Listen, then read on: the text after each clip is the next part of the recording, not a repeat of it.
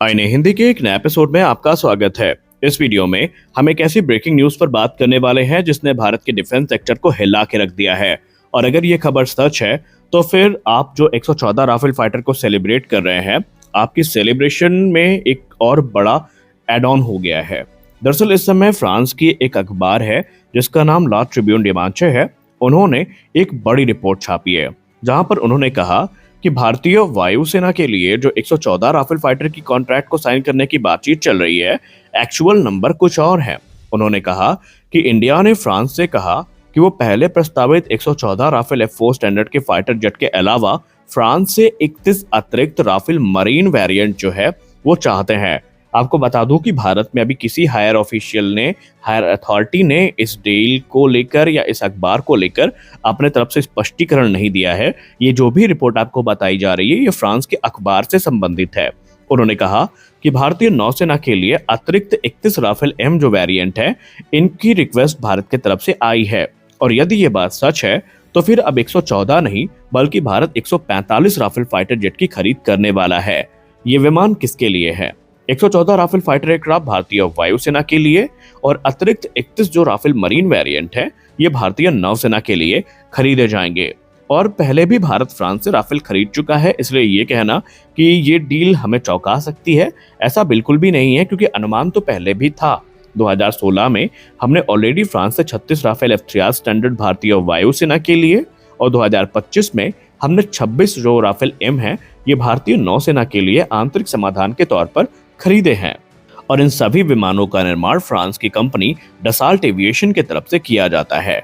अब इससे पहले कि आप लोग किसी कंक्लूजन में पहुंचे, मैं आपके प्रश्न का उत्तर दे दूं। आपके मन में ये सवाल आ रहा होगा कि क्या ये डील फाइनलाइज हो गई है? इसका बिल्कुल जवाब है नहीं। अभी डील पक्की नहीं हुई है, लेकिन रिपोर्ट के अनुसार डिफेंस एक्विजिशन काउंसिल ने इसकी शुरुआती मंजूरी दे दी है। लेकिन आपको पता है कि भारत में कोई भी डिफेंस डील एक लंबी और चरणबद्ध प्रक्रिया को फॉलो करती है।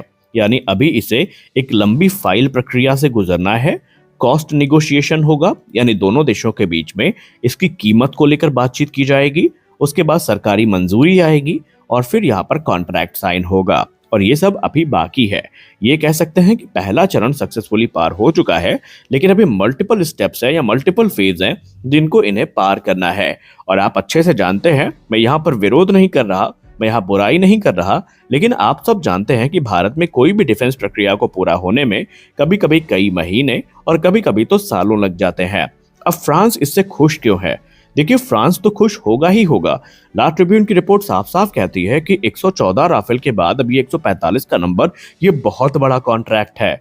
इससे डसाल्ट एविएशन को या फ्रांस को अरबों रुपए की कमाई होगी।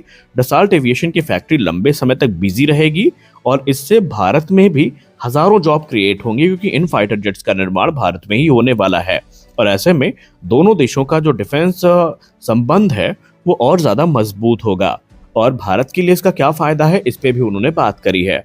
उन्होंने कहा कि अगर ये डील फाइनलाइज होती है तो भारतीय वायुसेना और भारतीय नौसेना दोनों की ताकत साथ साथ बढ़ेगी। चीन और पाकिस्तान के खिलाफ एक स्ट्रॉन्ग डोमिनेंस क्रिएट होगा। टेक्नोलॉजी और सपोर्ट फ्रांस की तरफ से भारत को पूरा मिलेगा। आसान शब्दों में बात करें तो तैयारी 145 राफेल फाइटर एयरक्राफ्ट की है। अब इससे पहले एक और प्रश्न है जो काफी ज्यादा इस समय पूछा जा रहा है कि इससे क्या हमारे तेजस मार्क 2 और टिडबीएफ प्रोग्राम पर कोई खतरा है, क्योंकि पहले भी ऐसी बातें होती रही हैं। तो देखिए, इनडायरेक्टली इससे डायरेक्टली कह सकते हैं इससे कोई खतरा नहीं है, क्योंकि ये सब आंतरिक समाधान के तौर पर है। आप भी ये बात समझते हैं कि सिर्फ 57 राफेल एयरक्राफ्ट भारतीय नौसेना के लिए पर्याप्त नहीं होंगे, क्योंकि हम 3 एयरक्राफ्ट कैरियर को प्लान कर रहे हैं। इसके अलावा एक लंबी ग्राउंड फ्लीट को हम प्लान कर रहे हैं। तो ये बात अभी फिलहाल कहना बेईमानी है कि इससे टिडबीएफ प्रोग्राम प्रभावित होगा। खैर, आप इसको लेकर क्या सोचते हैं? क्या आपको लगता है कि ये डील भारत के लिए हितकर होगी? आप अपनी राय हमें जरूर दें। मिलते हैं अगले वीडियो में, तब तक के लिए जय हिंद।